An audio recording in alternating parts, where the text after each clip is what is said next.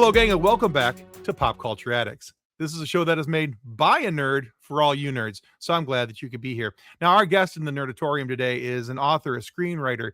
He's a graphic novelist, as well as a producer and director of short films and music videos. There's a whole lot to touch on here. He's written for Star Wars Resistance, Teenage Mutant Ninja Turtles, some work in Transformers, Iron Man, and so much more. He's also written for shows like Gundam, Requiem for Vengeance, and is working on his own novels like Motor City and The Freak Table. So you can find him doing all those things. But tonight, we're also going to talk about how he got started in the entertainment industry, working with industry icons like John Carpenter. That's going to be a cool talk. We're going to talk about writing for major IPs and his own writing process. And of course, he's got a brand new Kickstarter that we want to talk about. And we're going to jump into that and figure out what that's all about. I am very excited to welcome Gavin Hignight to the Pop Culture Addicts podcast. Welcome to the show, Gavin. Hey, thank you for having me. Thank you for the warm introduction. I appreciate it. Yeah, absolutely. All right, so we're just going to jump right into it here because the very first question I ask, yeah, absolutely. Very first question I ever ask anybody when they've been on the show, unless it's been multiple times, and I ask this for a couple reasons. Number one, I like to know what makes people tick. Why do you do what you do? What's the thinking process behind it? And then also, I'm a nerd, and us nerds love a good origin story. So, in the origin story of Gavin, what made you say, I want to be in the entertainment industry? It's a good question, and I don't know if I ever even had a choice in the matter. It just seems like I was wired for it.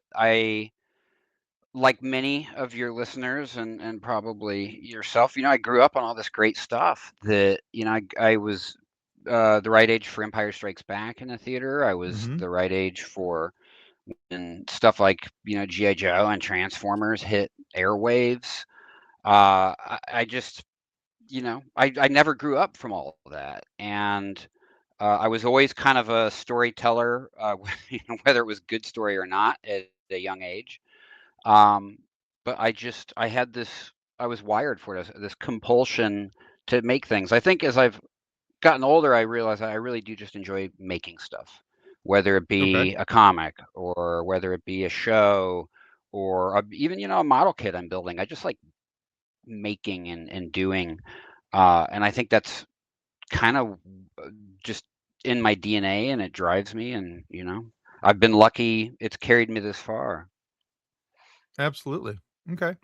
Looking back though, do you remember like any one particular show or series that really made like kind of sparked your interest and made you say, I want to do something like that, or I think I can do that thing? Yeah, absolutely. It's funny. RPGs, role playing. As a kid, I was younger. I was the younger brother. My older brother was a nerd, and him and his friends, they were playing D&D. They were playing games like Star Frontiers. I don't know if any of y'all remember Star Frontiers. It was a really cool sci-fi version of D&D, basically. And then stuff like Shadowrun hit when I was like a tween, and I couldn't afford to buy Shadowrun. But I really wanted to play like a cyberpunk role-playing game with my friends, so I made my own. And I, basically just came up with a rule set and started world building. And, I think for for probably 20 years that wasn't cool, right? Like at that age, it was counterculture. For sure. I feel like, yeah, and I feel like between then and now, it was for some time almost just completely lost. And then, 10 or so years ago, maybe a little more, time flies, role playing came back full force, RPGs came back full force, D&D became cool. Yeah, for sure. Now there's YouTube, there's people playing campaigns on YouTube and people watching. But I guess my point being is that, wow, what a great way to craft your brain for storytelling and for characters and adventures. And so I think, being a tween and getting to participate in those campaigns and games with my older brother and his friends who knew what they were doing. It primed me for storytelling, and I just kind of didn't stop, from there. At a very early age, I got involved in a film program in my high school, and I made my first legitimate 16 millimeter film at probably like around 16 years old, and Oh, cool. all these years later, I'm still trying. Yeah, so. Yeah, for me, it's kind of interesting because like when I was growing up, um, I was raised in a conservative Christian household, and so there was always the push away from D&D. Right. Coming from I was born in the late 70s and grew up in the 80s. Going into the 90s, there was still some leftover of the Satanic Panic, Oh yeah. and and that was a very real thing, and so trying to get my friends in order to do something, the closest we could get, like we didn't do it with dice and stuff. We just went and played out in the woods because I lived out in the country, Oh and we'd yeah. go out in the woods and we were basically doing role playing. It was more LARP. I just didn't realize it Yeah. back then, that we were playing all these campaigns and doing all these different adventures. We were calling them adventures, but looking Right. back, we were LARPing and we were playing campaigns because we weren't allowed to play D&D because, God forbid we develop some personal, interpersonal skills and talk with people. Totally. See, and Uh, had you been turned on to Star Frontiers, you could have snuck it in. Like, no, this yeah, see, one's safe. exactly. Yeah. This one's safe. It's planets and spaceships, and it's kind of like Star Wars. Okay, that's fine. Oh, That part's I could fine. have totally sold it. Yeah. I could Yeah. have totally sold it to Star Wars. My parents were cool with that. I was like, Yeah. but wait a minute. The Force is basically just magic. He's moving things with his mind in his hands. I mean, like, come on. Anyway. Yeah. True. But yeah. So yeah, it's been really cool for me to see this resurgence, and it wasn't even until probably honestly, I didn't play my first D&D campaign or anything D&D related till about 4 years ago because of Wow. trying to Cool. find the right Yeah. people, Yeah. and then I got married, had kids, did all these things, and the guys that I was hanging out with, were more into sports and outdoorsy stuff, and nobody wanted to sit around the table rolling dice, and I finally found the right group, and so now we have fun, and I really, Oh, I really love enjoy that. it. So yeah, as a matter of fact, one of the things we're going to start doing for our show here is that um, a couple of the members just got new computers, and we'll finally support like Baldur's Gate. So Oh, we're cool. gonna play Baldur's Gate 3 together online, and Yeah. started a whole new campaign with that. And I'm like all giddy, and I'm like, when are we gonna start? What about now? Want to start tonight? Tonight? Want to do it tonight? Let's do it tonight. Totally. Yeah. How can I escape reality? Please let me go into another reality now. Exact. Yeah, because this timeline sucks. So Yeah. we'll just leave it at that. But this Yeah. timeline sucks. Yeah. All right. All right, cool. That's a cool origin story, and I'm thank you for sharing that. Yeah. Um, Now in the introduction, I talked about one of the things we were going to talk about tonight was your Kickstarter campaign. So let's jump right into the Oh, yeah, I Kickstarter. appreciate it. Yeah. Yeah. Yeah, because that's on Kolchak, the Night Stalker, which was obviously a very classic TV show, and there's a TV movie, and it's really gotten to the point where it's got cult status now, Totally. and it's yeah, it's cult classic. So tell me, and I'm hoping you'll tell me and the listeners about why you got this Kickstarter started, and what got you involved in it, what it means to you, kind of thing. Yeah, totally. So, I mean, cult status is really it, right? So, and nerd stuff is really it. So, day job, animation, really cool, that I've been able to say that. In my adventures as a writer, I met Doc Wyatt, who's a fellow writer and nerd, and we worked on shows like Ninja Turtles together and Star Wars, and him and his writing partner, Kevin, I worked for them on Marvel stuff. And, when you're not talking work, you're talking about what you love. And that often for Doc and I was talking about toys and action figures. And there was a point where we were like, let's make our own, you know. And another cult series that is beloved to both of us is The Prisoner. And The Prisoner had never had toys. And we Okay, thought, let's make Prisoner toys. We want them. Maybe other people sure. do. And so we kind of took a chance, and we developed and sculpted a Kenner style kind of 80s retro of Patrick McEwen from The Prisoner, and we went and pitched it, and we got the official license from ITV, and then we took it to Kickstarter, and it ended up being a huge success. Awesome. The gamble was there are Prisoner fans, there are toy collectors. Is there overlap? And absolutely there was. I'll hold up. I'll show you my little. This is one of my favorite Yeah, toys. please. This is one of our first figures. Oops, there is. Well, that's very well done. Yeah, Patrick McEwen from the episode Checkmate, number 6. But yeah, so that launched Nice. our company. We have a little toy company called Wandering Planet Toys, and we just keep making cool niche cult stuff that deserves toys that haven't gotten toys yet, and that led to doing Nancy Drew. It led Oh, to wow. these, and these just shipped. I'm very proud of these. It led to Laurel and Hardy, Oh, wow. and these are 1/12 or 1/12 scale, very deluxe.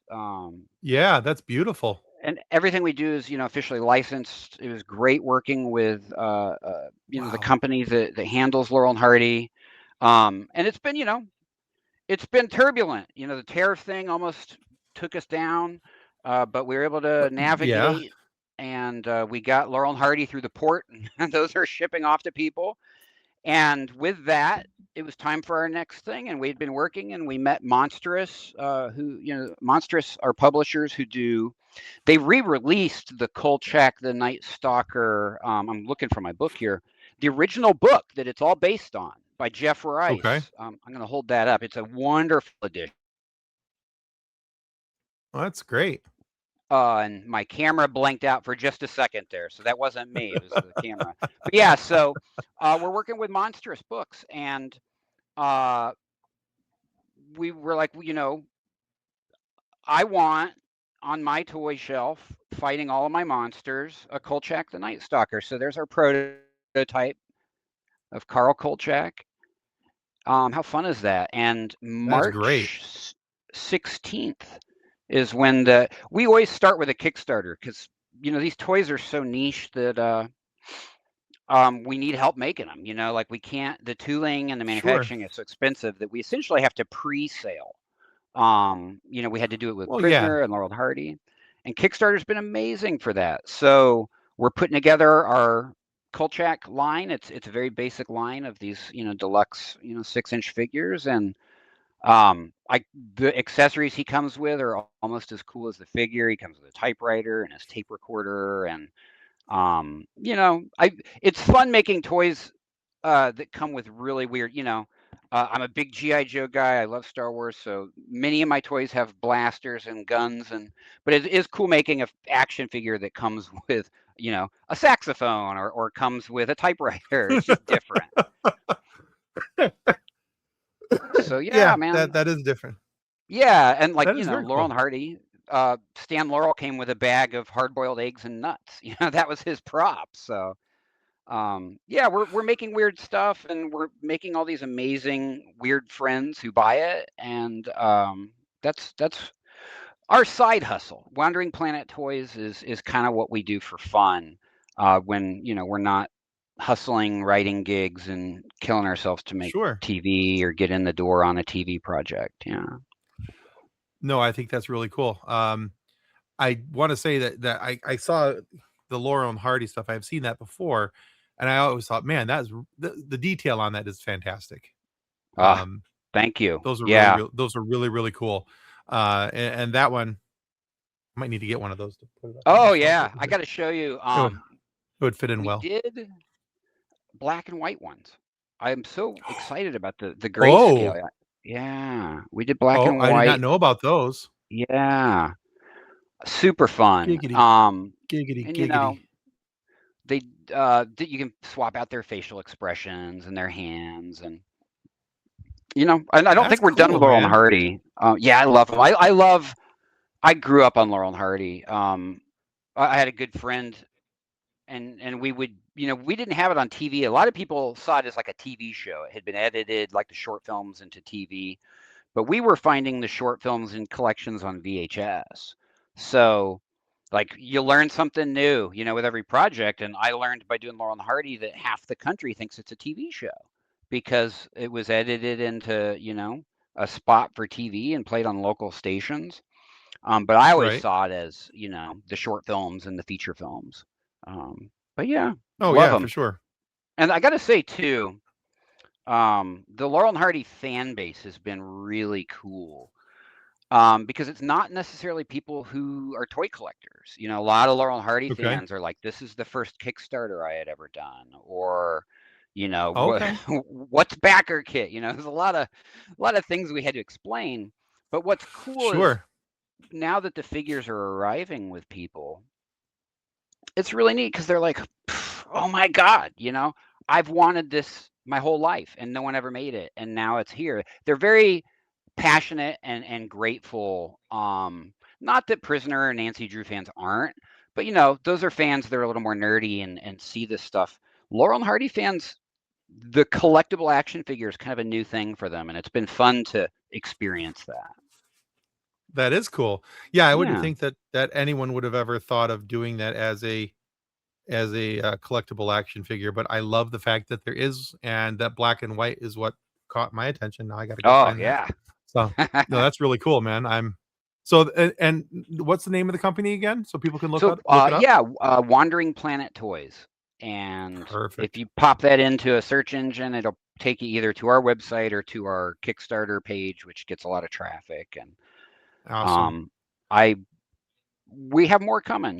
We're working pretty passionately on some new stuff for later in the year, and I'm finally getting to scratch my horror itch a little bit. So more Nice. horror stuff is coming too. Yeah, All right. Well, I'll yeah, make sure I'll put some show notes down below, some appreciate links that. in the show notes rather. So that way Yeah, people can look you up, find you, and follow you guys and make sure that they're staying in step with what you guys are releasing. Because I love people who reach out and they're doing stuff for the cult classics, all these niche areas that may have gotten overlooked. Like totally. Laurel and Hardy would have never thought that there would ever be action figures for Laurel and Hardy, and I think that that's phenomenal. And I'll be quite honest, I never thought there was going to be anything for Kolchak either. So I think Yeah. stuff like this is it's really cool, and I think it's smart that you guys are doing it with a Kickstarter campaign because it gives you a good way to test the waters and make sure that there's actually a base there for people who are going to want it. And I think that, if you're doing that with this is the type of stuff, and especially if it's looking that good, man, this is the type of Oh, stuff that's thank going you. to get your name out there and get people interested. So, yeah, Yeah. I'm a fan. You'll be Awesome. seeing more Yeah. from me. It's an interesting time. Oh, I appreciate that. Yeah, it's an interesting time that, with crowdfunding and with, say like ZBrush, Yeah, little guys like us can make some pretty cool stuff and make it happen. And it's a lot of work. I'm not going to lie about that. It's a lot of back right. and forth, and a lot of heartache, with things that are out of your control, but we've landed the plane, I think 5 times now, so we'll just That's keep awesome, trying. man. Yeah, There you yeah, go. All right. Well, very cool. Like I said, we'll put some notes down and some links down in the show notes rather so that people can find that. And I want the people to be guys, give this a follow. This is gonna be some really cool stuff. And I think that there's gonna be just based on what Gavin's saying, and I know he doesn't want to give away the farm here as to what's all coming up because but I'm sure there's some cool stuff that we're gonna want to pay attention to. Oh, So yeah, definitely, definitely. so especially apparently if you're a horror fan, so you're gonna want to pay attention to that. Yeah. Oh, I wore this shirt, by the way, for you guys. It's a Kolchak shirt.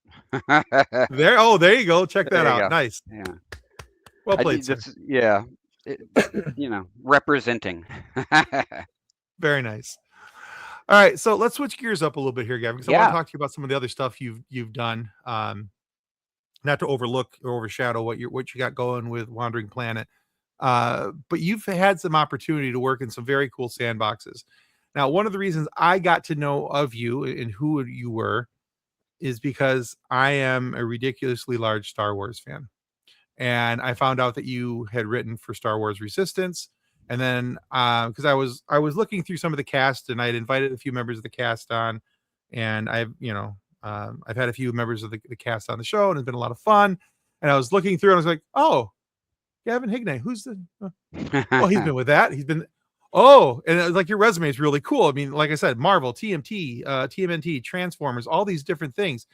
But you've also had opportunity to work with guys like John Carpenter. Oh, yeah. Speaking of So horror, the speaking of master. horror, it was a Yeah. really nice lead in for me you gave me here. So thank you. I was like, I gotta strike while the iron's hot. We're gonna use that segue while it's still there. Yeah. So, what did it mean to you personally to be able to work on a project with John Carpenter? And what are some of your favorite memories of those instances? Well, it's huge. It's huge. Maybe so much so I'm glad I didn't realize how huge it was while I was in the midst of it, because I was Sure. just so focused on getting the gig, getting the gig done right. Um, you know, I I'm a huge fan of film. I've tried to, my whole life has led to moving to Los Angeles and trying to make film, and that led to some cool adventures in TV and all this other stuff. But yeah, man, I mean, like, The Thing is arguably one of the best films ever made. You might be able to even argue it's the best horror film ever made. And you know, to be able to work with anyone who had, made that, let alone the architect of it, was amazing. Same with They Live. I mean, these things are just part of our cultural shorthand now, right? Right. Yeah. And at one point, it was just words on paper that John Carpenter had put down, and he got it into the universe, and it's part of our culture. And so Sacred Bones are friends. Caleb, who owns the record label, is a friend, and you know, we I'm out here where John is, and I just, harassed the hell out of Caleb. I was like, I know the music's coming. I know it's great, and please, please, please, if he doesn't want to make his own video, he doesn't want to direct his own video, let me know. And that was the case. I don't want to speak for John Carpenter, but he clearly really is enjoying making music at this phase in his life. That's And cool. yeah, I mean, they're super busy from what I can see, from where I'm at. And they're constantly making amazing new music. And I love his style of synth. He's a pioneer. He's literally a pioneer of synth music. Um, if you go back and you look at like when synth started to break in and when it was starting to be used, I mean, he made it an art form, out of necessity, right? If you go into that trivia Yeah. about, why he was scoring his own films. But yeah, it was really intimidating. He's tough. He is a tough dude. He's like the stern film professor that you don't know if you're ever going to get approval from. He's nice. He's very to the point and kind of hard. He's kind of tough. But when you get an approval from him, you feel great. Because he Right. isn't going to accept uh, anything that isn't. He's got good taste, and whether it be in video games or music or film. You could just listen to him talk about other people's art, and you're like, this guy's a film professor. This guy knows the craft to, every shred of his DNA.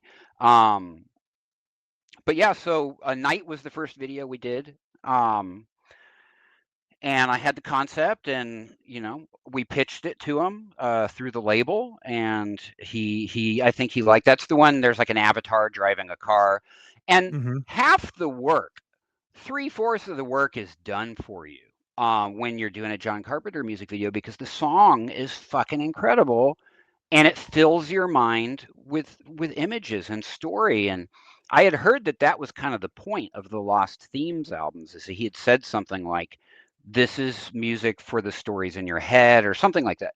And that video is a result of that. I was listening tonight. God, it's such a great song. If you haven't heard it, go to YouTube, type in John Carpenter Night, and listen to it, Okay. and hopefully watch the video too. But yeah, so we did that. Um, you know, Basically John was one day. It was, a one shoot day to get his stuff, and we just tried to be as buttoned up as possible and get him in and out, so we didn't, like, Yeah. bother him. And he was very gracious. His wife is amazing. Sandy, she was there that day. His whole little universe of all the comics they publish and all her work and him working with his sons. They're amazing humans, and I treasure that experience. Yeah. And then we did another one, and the second one was called Utopian Facade. It was for the next album he had done of Lost Themes, and that one was tough, man. We shot it. He wasn't thrilled with some of the creatures we built, so we had to go back. We had to do reshoots. Not Okay. uncommon. But once again, like I said earlier, when we did get it to a level which he approved of, it felt great, and I'm really proud I of bet. them. Yeah. And what's crazy is, so we shot. My buddy Ben and I kind of co-directed it. He's a amazing DP, and we just kind of, it was so collaborative. We just kind of co-directed, and we shot in some woods that are not far from that iconic rock in Arena, the classic Star Trek episode where Kirk Oh, fights the okay. Gorn. We Yeah. were like, you could see that rock formation from the woods we were shooting in Okay. for the video, and we got in, we did the reshoot. And I'm not kidding you, probably 3 months later, wildfires laid, just it's all gone. Oh man. Yeah, we've had so many horrible wildfires in LA in the last 10 or 15 years, and one of those, storms of fire, for lack of a better term, just obliterated where we shot. So I was like, thank God we got to use it when we did, and Yeah, for sure. I'm hoping by now, that was already almost 8 years ago. Jeez. Hopefully the area is recovering, but I just remember thinking, oh, thank God we got it. Absolutely. Yeah. All right. Well, that sounds like a very cool experience. Glad you have it. Super It cool. seems I'm a huge fan. I was a huge fan of his before working with him, and I'm a huge fan after working. Yeah. that's cool. That's cool. Yeah, I think if I ever had a chance to sit down and talk with John Carpenter, I would say thank you for making me distrustful of huskies when I was little. Uh, I watched the movie The Thing when I was far too young, and Oh yeah, man. that scared the absolute bejesus out of me. I was scared of huskies for longer than I would like to admit, Oh and they're wow. I beautiful, don't doubt wonderful it. dogs, Yeah, but but not that you one. watched not that one. When you watch as like I was 7 or 8, and I think when when I snuck off somewhere to watch it, maybe 10, whatever. And when you see that thing crawl out of the Yeah. husky, you don't like huskies no more. They're No. they're they're meanies, Those effects, those practical effects, way just ahead of their time.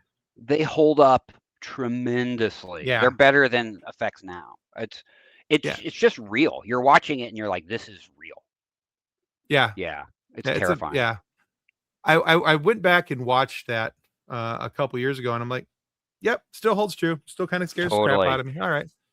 Did now to stir it back again, we were talking about RPGs and role playing in games. Did you Yeah. see about 10 or so years ago, there was a crowdfund and a company made a Thing board game? It's Oh, super fun. It is super fun. I can't. I did not. I don't want to say it was Mondo, but it was one of these more modern companies made a really cool The Thing board game, and I've played it many times with friends. One of the cool things is one Interesting. of you, when you start the game, is infected, is the Thing, and you keep it secret from the other players, and you try to foil them. And as the game goes on, more people get infected. Making notes. It is a great experience, and I think all That the sounds times we've ever played it, we've only really defeated the infected once. It's hard, man, but it's always fun. Yeah. that sounds like a hoot. I just wrote that down in my notes because that's definitely Yeah. something I'll be checking out. But yeah, no, very cool. Thank you. Yeah. All right. So let's talk a little bit about your own writing and the things that you write for yourself, the things that you do, whether it's for things that you write for yourself in your novels, for your short movies, or things where you're writing in somebody else's sandbox, like Star Wars, Marvels, things like that. Yeah. You have characters to make and world building to achieve. So Do you have a process for this? Is there a set process, or does it vary from project to project? It's a great question, and I think that I have my habits that I settle into, but it definitely varies by IP, by who owns it, Okay. and by yeah, what the project is, and how involved I get to be. Um, Sometimes it's easier when you're handed the toys and you're like, okay, like with Transformers is a good example. Um, there are just rules for Optimus Prime, and you follow them. And it makes Right. some ways, in some ways, your job easier because he's so well defined. You know how Optimus is going to behave. You know how he's going to sound. Um, I think it was very Sure. beneficial to me to be writing Ninja Turtles so young in my career. That was the first show I ever got to write. Okay. I was very lucky. I got a break and I got to write on the 20. People call it the 2000X Ninja Turtles. That was the Yeah. I think 4 Kids Entertainment Saturday mornings on Fox Box. Yeah. And Ninja Turtles is great because it's such a lock solid. It's almost like a master class in character, and it's so simple. You have your one that struggles with being the leader, who's very outgoing. You have your nerd, you have your goofball, and you have your angry guy. Those are 4 Right. very distinct archetypes that almost every project could use a version of. And Mm-hmm. so it was, learning how to write through Leo's voice or Raph's voice or Mikey or Donnie, kind of taught you the differences between the 4 brothers, um, and it kind of taught you the differences between different types of characters. So I think Turtles was a great thing for me to have to grab onto and grasp as a young writer. I was so fortunate to get back into the universe with them on 2012, the 2012 show, which to Mm-hmm. this day may still be my favorite project I've ever worked on. I Oh, love really? that version. Okay. Yeah, I love that version of Ninja Turtles. It was just a great, Brandon and Ciro, who were just the architects, the masterminds behind the show, were so great to work with. The voice cast, just everything about it. On screen and off screen was a really joyous project. Um, and I think it stands up. I think if you look at the history of all Ninja Turtles, the 2012 show, um, really shines. And I'm biased. I worked on it, but um, Fair. don't ask me. Ask Kevin Eastman. Because I know he was very gracious and to us about how much he loved it. But yeah, it depends. Sometimes working on your own stuff is harder because you're conjuring it and you're really taking chunks of your Sure. soul out and putting them on paper. And it's interesting you write that because right now I'm writing a new TV pilot, and I'm in that zone right now of really figuring out who these characters are. Sure. And there are days where I get a page or two and I'm done because I'm exhausted, because I'm like, it's like you're an icebreaker and you're just trying to plow through this all on your Sure. own. Yeah.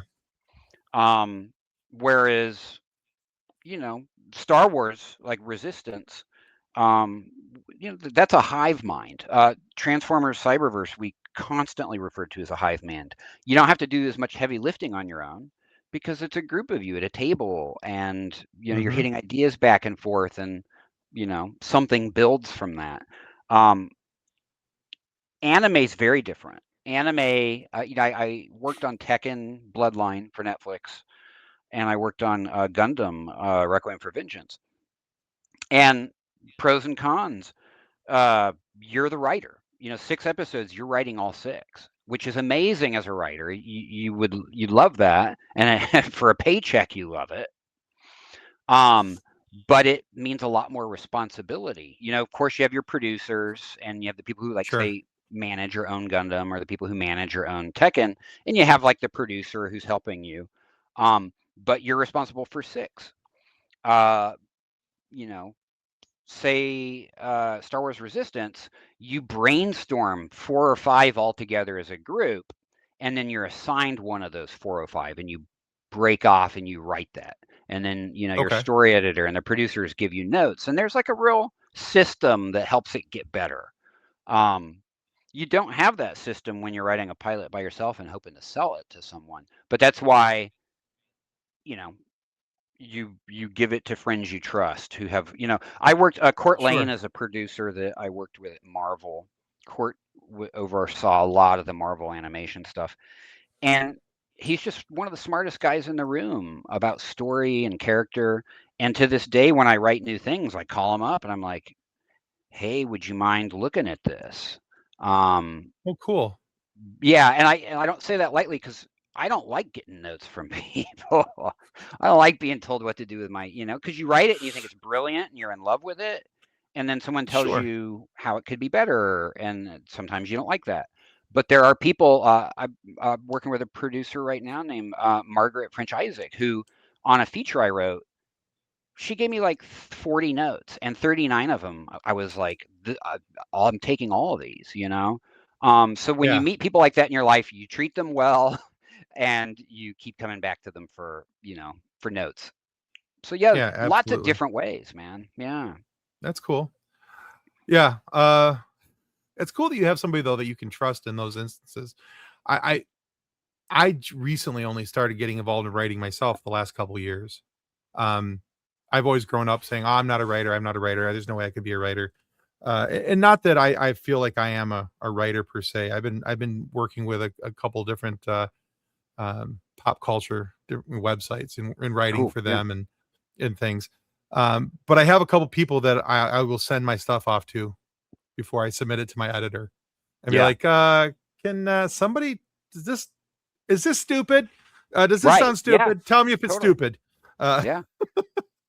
Yeah. No, same. so And uh, I'll let you know when I feel like I'm a writer too, by the way. You know what I mean? Like I just keep trying and pushing stuff. Uh, it's all we can do. And I always tell this to you know, because without a doubt, because I do animation, young writers will reach out. People who got hooked on a sure, show when they were in high school or junior high, and now they're entering college, and they're like, maybe I want to pursue this, and they'll reach out to people who wrote shows they liked.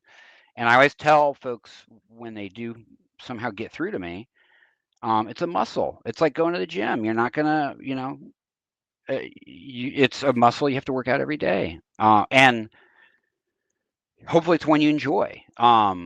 The best writers I know write whether it's going to get published or made, or they just write sure, because they yeah, like getting lost in those worlds. And that's I tell you, that is why I'm writing this TV pilot right now, because reality is so stressful. I was like, I need to escape somewhere for a couple hours a yeah, day. And I'm writing a period piece that takes place in the 90s, and it's very nice to go back. I'm like trying to time travel through the yeah. script. That'd be very cool right now. I take Yeah. that. Yeah, you know, yeah, I think that's really cool. I love that you have because I mean, with reality the way it is, escapism right now, I think is one of the more important things that we can have. Whether you're finding that you're rolling dice, you're playing video games, you're reading books, you're writing books, whatever it is, Yeah. escapism is very, very important. So I didn't have this question scheduled to ask you, but I'm going to ask you anyway. Yeah. Um, because I think it just marries up so nice to where this discussion has gone. So you're doing all these things. Reality's hard, but if even though you enjoy writing and you use that to escape reality, when that doesn't work, how do you recharge your batteries? That's How do you yeah. get yourself to just take that deep breath, man? Yeah. Great question. And also, I'll add to it, when you turn what you do for escapism into your job, right? And then it's Right. one more thing that stresses you out. That's something I'm constantly having to Sure. I believe that. balance. I think most of the professional creatives I know have Yeah. that moment that's like, oh man, I hate doing this now? I can't see the forest through the trees. Um, I think for me, my wife does a very good job of making me chill out and Cool. get outside of my own bullshit.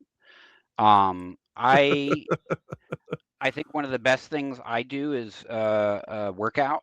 I think, getting that exercise and those endorphins kicked up in the blood and stuff helps. The other thing I do is I ride a motorcycle. That might not be for everybody, but I do realize that if I can get out once a week and just, take a little ride. The good thing about the motorcycle, good or bad, is that it forces you to be in the moment. It forces a kind of a zen where you're not thinking about your Sure. past, you're not thinking about your future, you're thinking about the road. You have to think about the road or someone will kill you, especially in LA. Right. And Yeah. right, so I kind of like, I like that when I'm on it, it forces me to be in the moment. It's like a forced kind of zen thing, or I could not. My head could be in the clouds and someone could, smash into me. But I like when you get out there and you're writing, it's just you and, your thoughts and hopefully, um, you unplug from yourself and get that. I got distracted because while we were talking, I looked down, I realized, so that Kolchak I showed you was a prototype. And I Right. didn't realize that our prototype painter had done the accessories. They were in the bottom of the box. So Oh, check them out. look at my little hammer and where is it? I'm gonna get it my camera there somehow. God, look at that. There it Hammer is. and steak Yeah. and the That's very, crucifix. Sorry that's guys, awesome. you saw it here first. I didn't realize we had the prototype accessories. All right. Very cool. All right. Well, I think we've asked you enough serious questions, Gavin. I think it's time for a silly question. I love it. Let's do it. All right. All right. So it's not horribly silly, but the way this works is that one of our team members here, Kathleen, she was out and about with her daughter, who's about 6.5 or almost 7 now. This was about a year or so ago. And they asked her daughter this question, but not Kathleen. And Kathleen was like, well, that's rude. I should always be asked this question. You should never age out of this question. And that question is, Gavin Hignight, what's your favorite dinosaur? Oh, that's I have to think about that for a second. I think where is he? I have two answers for you, which is, well, this is terrible. I know Transformers and Dinobots better than I know actual dinosaurs at this point. But That's fair. Brontosaurus, is that what sludge is? Or gosh, a Brontosaurus, the big long neck, Yeah, that's a plant brontosaurus. eater. I've always Yeah, been very fond of the Brontosaurus. Yeah. yeah. Peaceful, Who do I no harm. Yeah, exactly. Big long neck for eating foliage off Yeah, trees. they're just giant Um, Eeyores. yeah, totally. Yeah, I may have to go back and educate myself because I'm forgetting dinosaur names, but I remember transformer names. What does that say about me? Says you're a cool geek. That's what that means. Yes, yes. All right, Gavin, thank you so much for being on Pop Uh, Culture Addicts today, man. Where Thank can our listeners you. go? Yeah, thank you. Where can our listeners and viewers go to find out more about you, your work, and your toy company? Yeah, so best place I tell people for me is just my Instagram, which is Gavin Hignight, Instagram Gavin Hignight.